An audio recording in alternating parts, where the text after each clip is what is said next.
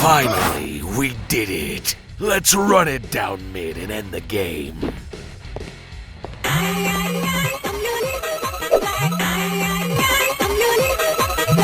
Zed, we have a heck of a situation.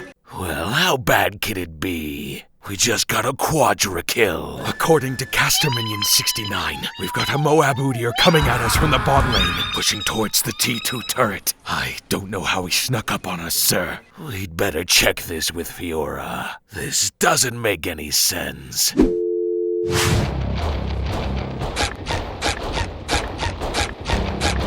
Poor farm.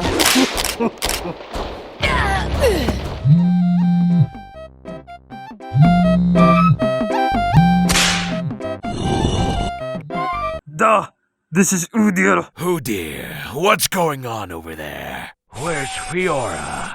Zed, whatever do you mean? Udyr, you're throwing everything you got at our base. We're supposed to be team fighting, you maniac! Drake just spawned and we're at Soul Point! Listen very carefully. I don't give a grub's ass about dragons. I'm here to hit the second tower. Udyr, you better recall! Udyr! You know we'll defend this, right? You can't beat us in a base race. We have 4 people alive! I wouldn't be so sure, Mr. Shadowman.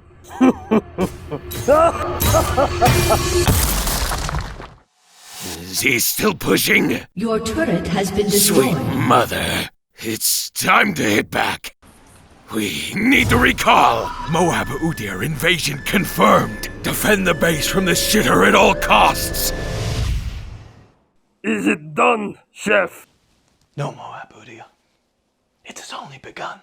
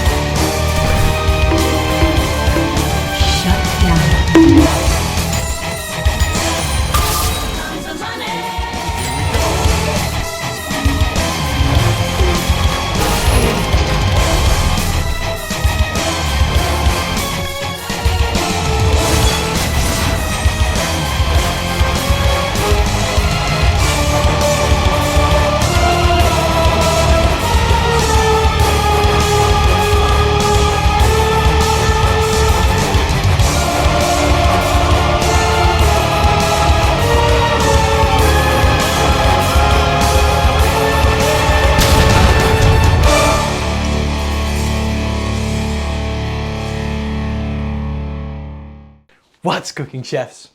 I'm finally back. This Udyr recipe transforms your Fiesta ARAM solo queue match into an intense round 80 balloon tower defense for the enemy team. Except it's monkeys on the enemy team and your team, and you as the sole MOAB to clean this run. Now what does this build give you? LP. Why LP? Because it's LP I want and it's LP I crave. I need it.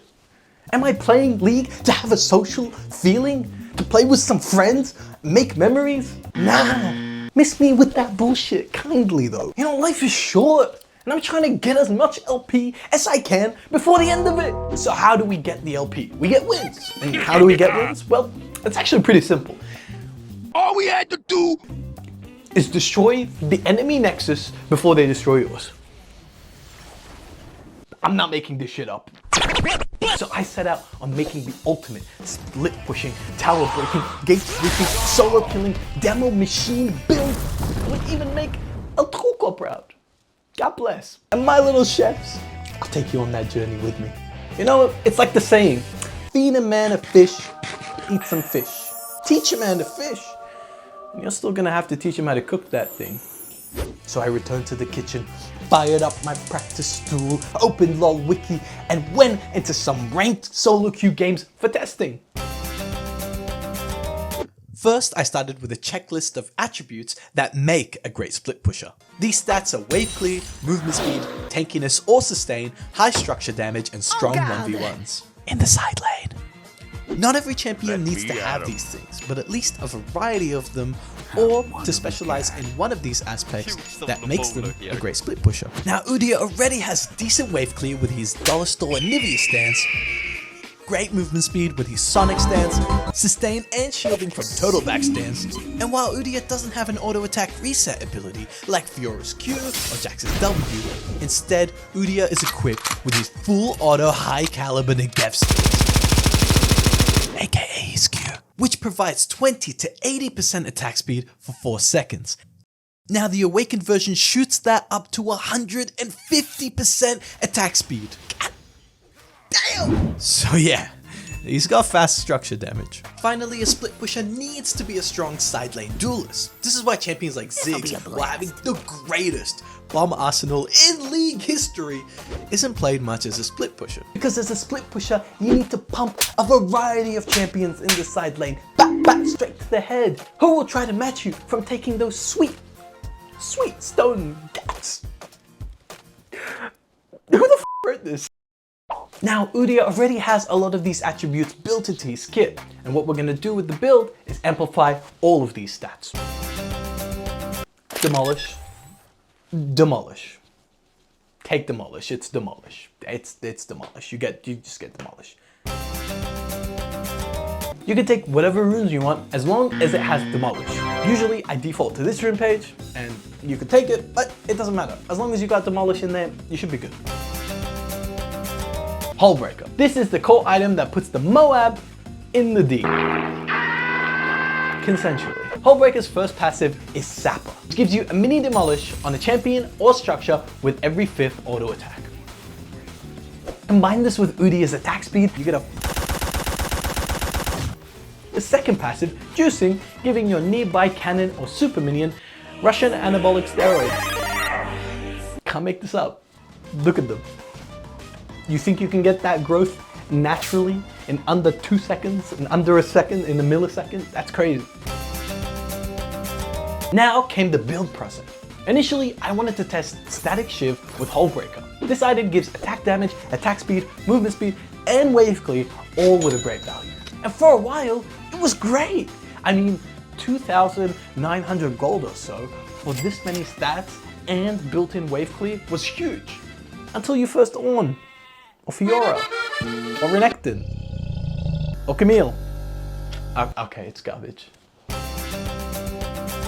Well, if Static Shiv turns Udyr's Tiger Claws into Pillar Punches, then maybe Blade of the Ruined King might just do the trick. You pretty much 1v1 anyone in the game, except Renekton. Just give up on that. My only real complaint with Dork is the wave clear, and the turret damage, and the fact that you can't really stick on really high mobility targets or getting close to them to begin with, and then you get kited and die by everyone. Okay, so according to my chat, AD is apparently the problem. So let's see AP. Show me AP. But show me AP. I'm telling you, it's good when you get the items, but they suck before you get there. Okay, I'm gonna try it. Ah! Minions. Thank you, minions. Alright, let's test the split tower. Wait. Oh my god, I can still defend that. Oh! Nah, you chat. What is that? What is that? That's crazy. Static Shiv is better. Static Shiv is better. Wow. Which 4 geniuses came up with this one, huh? Name you by name? What's this, chat? You cooked up so hard, you almost burned the kitchen with it. Okay, with all the testing, it seems like I'm gonna need wave clear, movement speed, attack speed, and attack damage. And the ability to somehow stick on high mobility champions in the side lane. And what item gives you all of that? Neptune in heaven! I need an idea! Mr. Krabs, I have an idea! What in the name of money are you waiting for, boy? Tell me! Stride Breaker. This is lit. We got Stride Breaker, Hull Breaker, into situational tank items. And I thought this was it. This is the build. This does everything I need MOAB Udyr to do. Stride Breaker solved some of Udyr's biggest issues as a split pusher. Great! But something's missing. I couldn't really put my finger on it, but it wasn't complete yet. That question haunted Chef Omar for weeks and was the leading cause of the chef's atrocious upload schedule on new videos. And it was totally not his addiction to League of Legends and anime puzzle games with lewd pictures of anime girls. The chef would ponder and struggle to find what was missing. He'd ask himself daily, what would MOAB Udyr build? Until it finally came to him in a dream.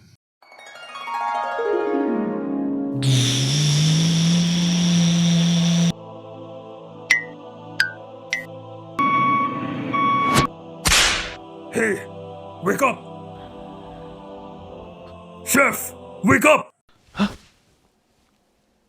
Oh my god, is that MOAB Udyr? I didn't think you were real.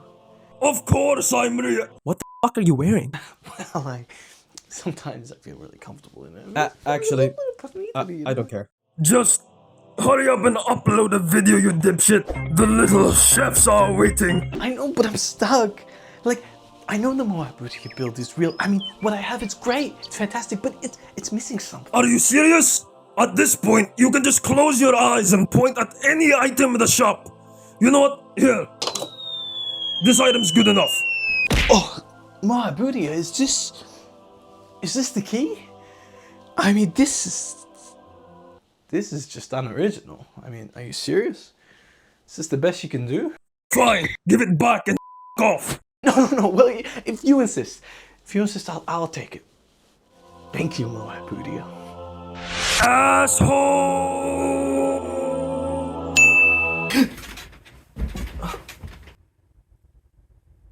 Trinity Force?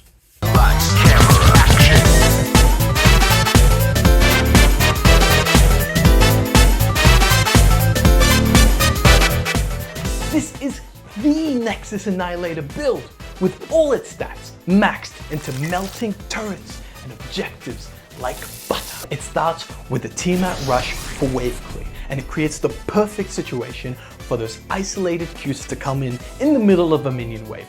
Great for all of us. Then Trinity Force, with its big Charlie Sheen Spellblade damage. Combined with Udyr's low cooldown abilities, this practically doubles his turret damage.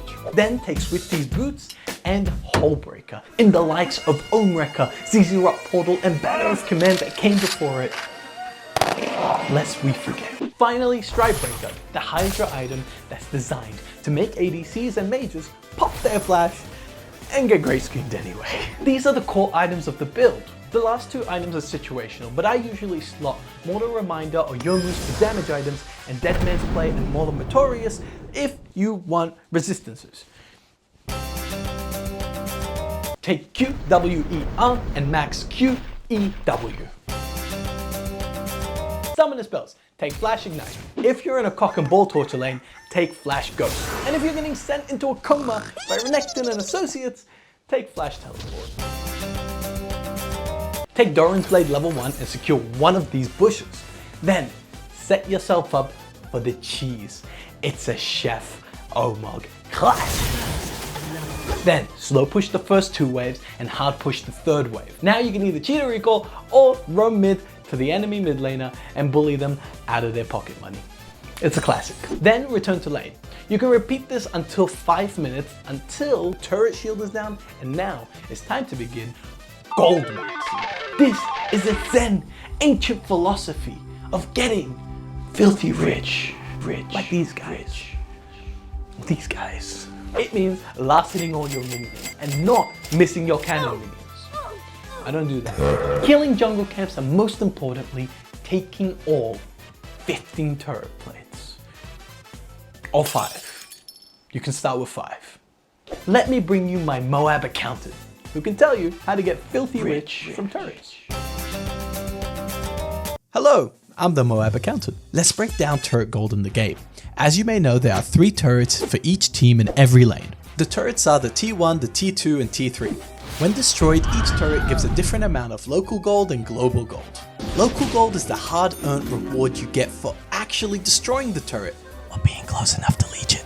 Global gold is the handout reward to the cheapskate squatters on your team. The T1 outer turrets are special as they have 5 plates with their health bar. 1 plate for every 1000 HP. Every time this turret loses 1000 HP, you get money. Currently, each turret plate gives you 125 gold per plate. With 5 plates, that's 625 golds you can bully out of them. Now as MOAB Udyr, think of the T1 turrets as a Mario multi-coin block.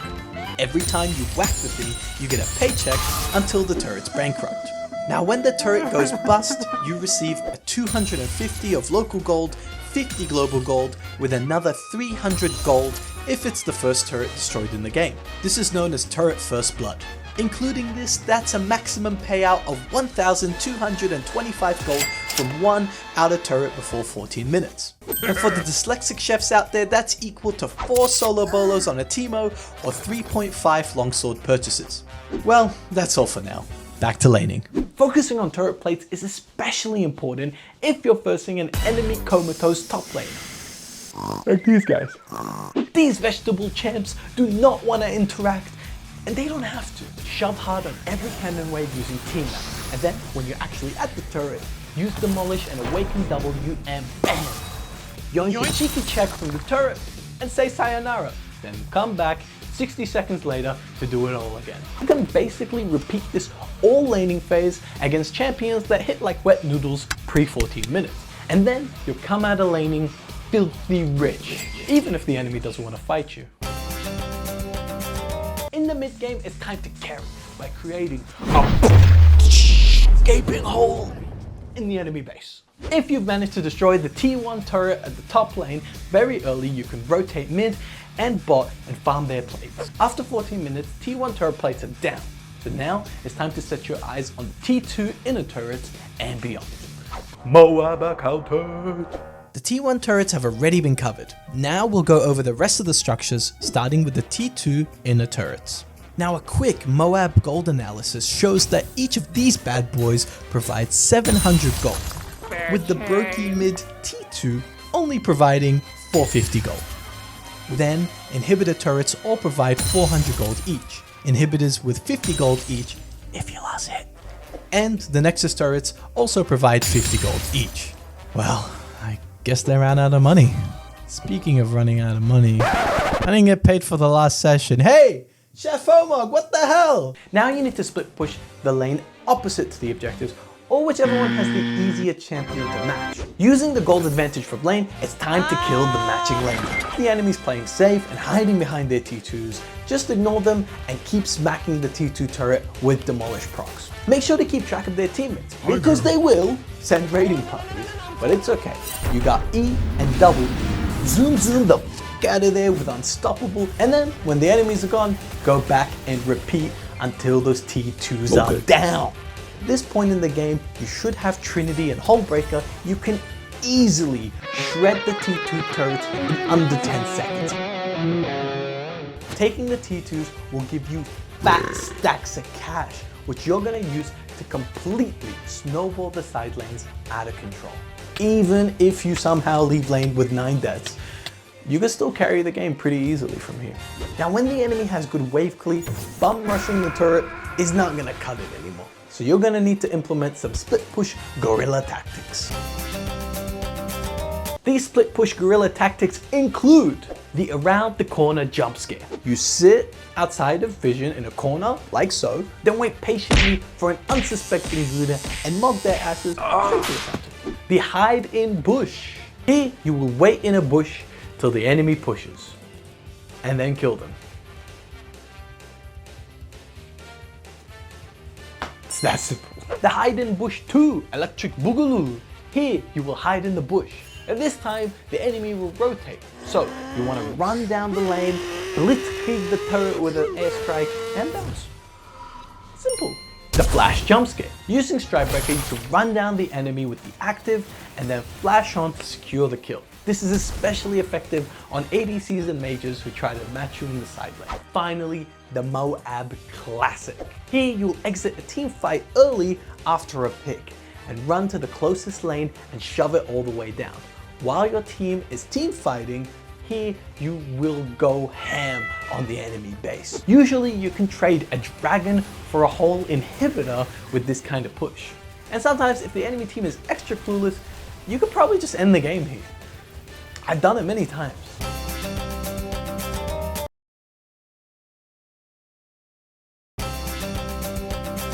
Now, when split pushing, there's only about 3 ways you can fumble the bag with the MOAB Udyr. Number 1, you split push and you're not looking at the map to see where the enemy team is positioning. Buddy, you're not playing Lisa. Look at the map. Number 2, you split push and somehow get soloed in the side lane with your massive gold lead. Number 3, if you let the enemy team get Baron without a sufficient trader. Now you gotta understand, Baron is probably the greatest kryptonite of MOAB Udyr, other than your teammates. Baron is the ultimate rumble art equalizer. It will give the enemy team 1,500 gold, AD, AP, juiced up minions, and an empowered recall, which is the most important part. Because as MOAB Udyr, split pushing requires time in the enemy base alone or with someone you can beat. But if the entire team can just recall in 4 seconds, it's gonna be a little bit hard to carry, especially since Baron lasts for such a long time. So you need to make sure not to lose Baron willy-nilly, or it's gonna be really hard to carry. I mean, you really need to trade like 2 inhibs for it to be worth. Now it's time to put those baseless bastards out of their misery. Breaking the inhibitor will create an ally super minion lane. Super lanes provide auto pushing pressure that they need to match unless they want a goon squad in their base. You want to use these super lanes as the Trojan horse into the enemy base. The strat is to hover a super lane and stay out of vision. At this point, if you even breathe on the minimap for like a nanosecond, the entire enemy team will go on high alert and go to the line to defend it.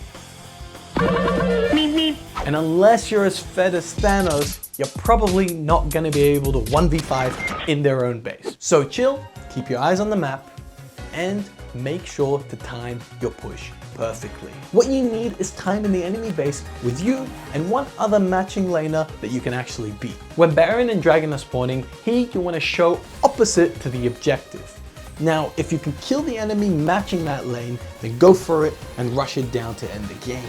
If you can't, then stay out of vision until that laner goes and rotates to the Dragon or Baron fight. It will happen eventually. And once the enemy shows on the map rotating to these fights, you'll strike hard and fast. Ping your team. Stop the ports! Stop the ports! Stop the ports, people! If the enemy respects your pressure and gives objectives just to defend you, then your team will easily get these massive objectives.